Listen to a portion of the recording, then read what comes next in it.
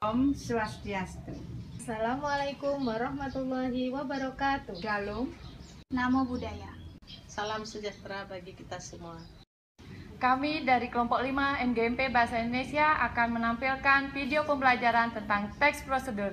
Selamat menyaksikan. Teks prosedur adalah suatu teks yang menjabarkan atau menjelaskan kepada pembaca atau pemirsa mengenai suatu proses kegiatan yang harus dilakukan secara urut dan runtut oleh pembaca atau pemirsa, sehingga apa yang dilakukan sesuai dengan apa yang kita harapkan, baik itu melakukan suatu pekerjaan, memainkan suatu alat, maupun membuat sesuatu. Ciri teks prosedur ada 3. 1. Langkah-langkah yang harus dilakukan. 2.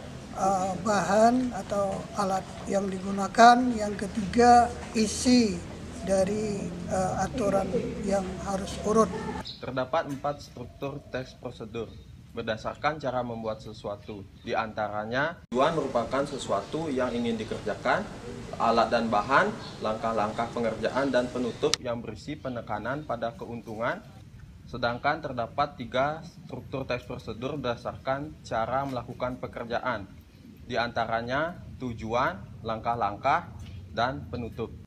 Unsur kebahasaan dalam teks prosedur terdiri atas 7 bagian. Yang pertama, kalimat perintah adalah kalimat yang digunakan untuk memerintah orang lain untuk melakukan sesuatu. Contoh, posisikan tubuh sejajar dengan monitor.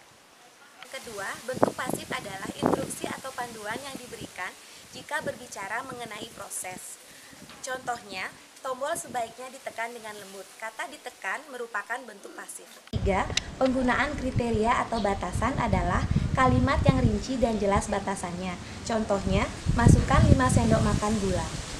Yang keempat, kata keterangan adalah kelas kata yang memberikan keterangan pada kata lain. Penggunaan kata keterangan dalam teks prosedur terdiri atas 6. Yang pertama, keterangan alat, keterangan cara, keterangan tujuan, keterangan derajat atau kuantitas, syarat, dan akibat. Contohnya, bungkuslah adonan dengan rapat. Kata dengan rapat merupakan keterangan cara.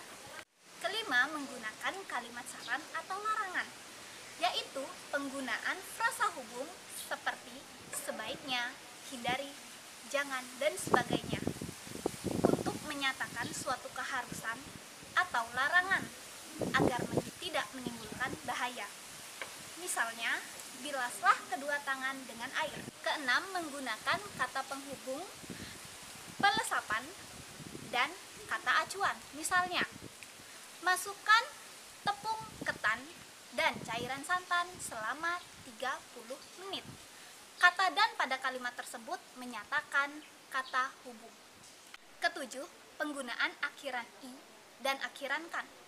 Penggunaan akhiran i dipakai jika objek dalam kalimat itu tidak bergerak, sedangkan akhiran kan dipakai jika objek bergerak. Misalnya, lumuri loyang dengan mentega. Nah, itu tadi mengenai teks prosedur dari segi pengertian, ciri teks, dan unsur kebahasaan, serta struktur dari teks prosedur. Selanjutnya, mari kita saksikan mengenai ilustrasi teks prosedur dalam kehidupan sehari-hari. Selamat menyaksikan.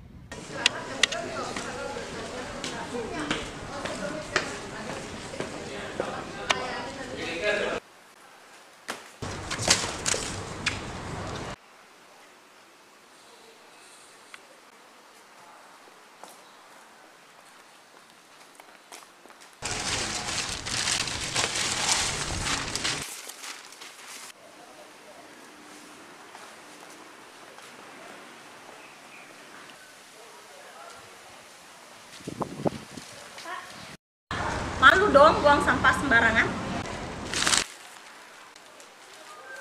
Kan sudah ada tong sampah yang disediakan, masa Bapak masih saja buang sampah sembarangan? Toh, cuma beberapa sampah kertas, tidak akan ada masalah yang ditimbulkan. Itulah pemikiran yang salah. Kalau banyak yang seperti Bapak, bagaimana lingkungan kita? Betul itu, Pak. Sedikit demi sedikit, lama-lama kan menjadi bukit.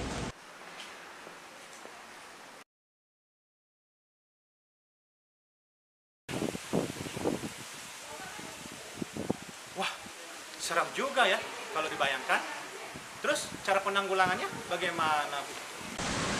Caranya sangat mudah, Pak. Salah satunya mendaur ulang barang bekas menjadi barang serbaguna. Daur ulang? Iya Pak, dengan daur ulang barang bekas seperti kertas ini bisa kita manfaatkan menjadi barang kerajinan. Misalnya seperti kerajinan burung hantu dari kardus bekas. Wah, bagaimana caranya mendaur ulang, Bu? Begini caranya, Pak. Siapkan terlebih dahulu alat dan bahan.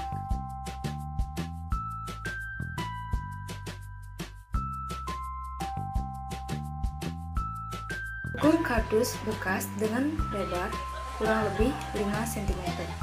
Potong kardus yang telah diukur tersebut dengan menggunakan cutter. Bersihkan dengan air salah satu bagian kardus bekas agar mendapatkan tekstur dari kardus tersebut. Gulung potongan kardus dengan diberi lem sampai berdiameter 5-7 cm.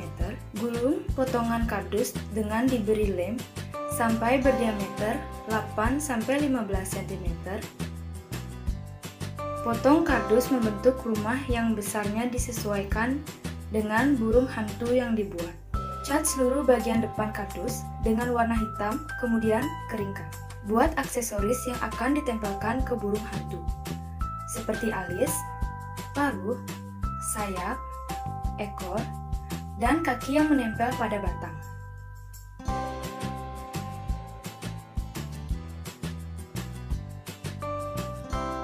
Ambil ketiga gulungan yang telah dibuat. Kemudian satukan seluruh bagian dengan lem. Ambil rumah burung hantu, satukan seluruh komponen. Burung hantu dari kardus siap dijadikan hiasan. Seperti itu caranya, Pak. Mudah sekali ya, Bu, cara membuatnya. Selain kerajinan tersebut, bisa manfaat apa lagi yang bisa kita dapatkan dari mengolah barang bekas, terutama sampah kertas tersebut, Ibu?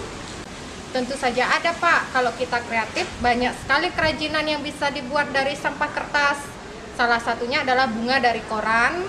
Kalau Bapak tertarik, saya bisa jelaskan cara pembuatannya. Alat dan bahan yang perlu disiapkan adalah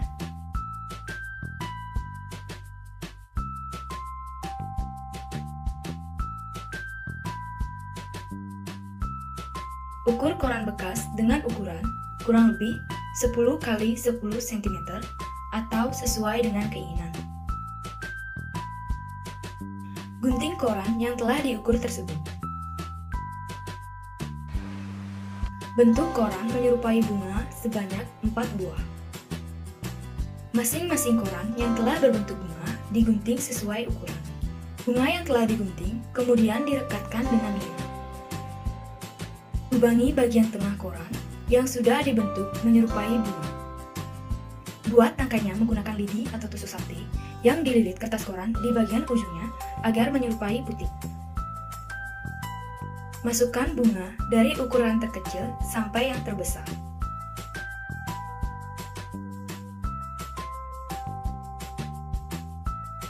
Buat beberapa daun yang akan digunakan sebagai pelengkap bunga.